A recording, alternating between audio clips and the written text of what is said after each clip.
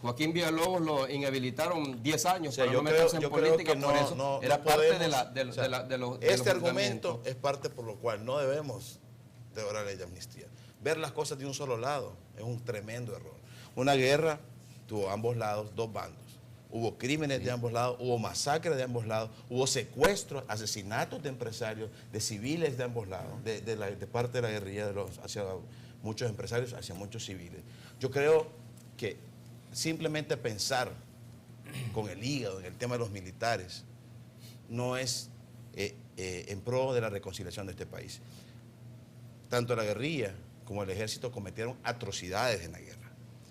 Meterse a investigar a profundidad cada uno de los delitos es meter a este país en una espiral. ¿Y cuál es el temor también a discutir eso? Pues complicada. discutamos. Pero ¿sabes lo que no voy a aceptar yo? Por ejemplo, si me permitís, recuerdo, por ejemplo, cuando se estaba investigando el caso secuestros de 5 personas, del señor Salume, Gil, Solván, Suster y Machuca, la Corte Suprema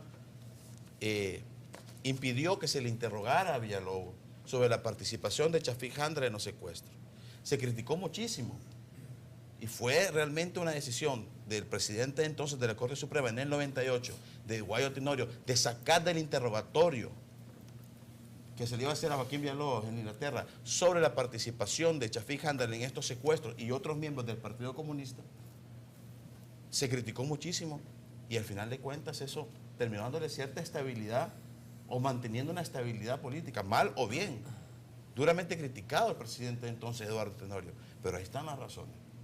¿Tú crees ahora que realmente hay que entrarle de nuevo a revolver todos esos casos de secuestro en casas del Partido Comunista?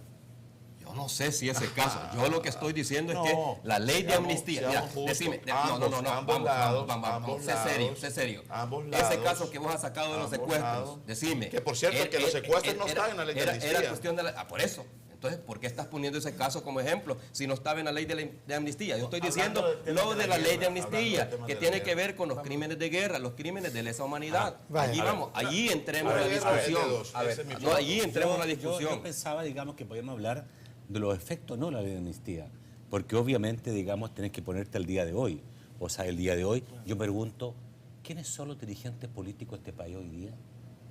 Porque seguramente, si tú entras a atacar los crímenes hechos por la derecha, van a ser los militares que están en retiro todo hoy día y están fuera de la política. Pero si tú entras a tocar a todo el aparato del FMLN que está vigente políticamente, y todos eran comandantes, y cualquier comandante, algún hecho se le va a sacar. O sea, te aseguro. Por eso creo que el FMLN habla con mucha moderación sobre este tema, ¿no? Yo creo que el gran problema es que la decisión y la opinión sobre estas cosas la hagan los protagonistas de la guerra y la siguen haciendo como acabamos de ver en televisión. Que a quienes se les pide opinión es a los protagonistas de la guerra o nosotros los periodistas. Si los que tienen que decir son los familiares de las víctimas. Eso en primer lugar. En segundo lugar, ya que tú decías hoy, veamos hoy los efectos de eso. Yo creo que solo estamos contemplando los efectos en el sistema político. Gabriel decía, mira, esto es un ejemplo de lo que podría pasar si se reabre. Sí, pero también tenemos que admitir otra cosa, ¿verdad? Parte de que no se abra, y solo pongo los argumentos sobre la mesa, ya digo, no creo que me toque a mí decidir si se reabre o no la ley de amnistía. Parte de que no se reabra es continuar con una cultura de la impunidad, ¿verdad? Que aunque hoy la violencia tiene orígenes muy distintos a los de la guerra, por supuesto, ¿verdad? Pero lo que es un continuo es la cultura de la impunidad en este país. Este país necesita urgentemente pruebas fehacientes de que aquí no se permiten ese tipo de cosas. No se permiten. Curiosamente, a la vista de muchos historiadores o analistas en este país, ¿verdad? La guerra, curiosamente, abre casi de manera oficial, abre en la práctica con el asesinato de un sacerdote, Monseñor Romero. La guerra cierra con el asesinato, pero abre la guerra, ¿ya? Eso se considera, aquí empezó la guerra, porque eso cerró la última posibilidad de alcanzar una solución no armada, el asesinato de Monseñor Romero.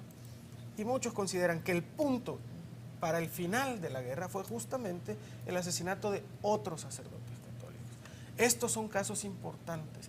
No es que los demás no lo sean, por supuesto, ¿verdad?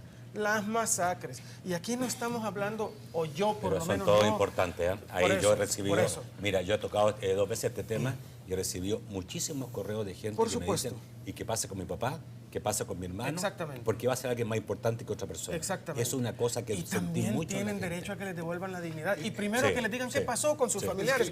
Y yo, a diferencia de lo que estaban hablando en esta mesa, no y yo estoy hablando de acuerdo. militares o guerrilleros, Nacho. Y yo estoy de acuerdo. Ya. Yo creo que parte del problema también es que las grandes instituciones, organizaciones de derechos humanos aquí se concentran, yo no sé si por recursos, en 1, 2, 3, 4 casos emblemáticos y hay miles Miles. que deben ser atendidos. Pero Lafit, ¿y cómo no va a ser posible eso? ¿Acaso podés ignorar los sacerdotes jesuitas? ¿Acaso podés ignorar la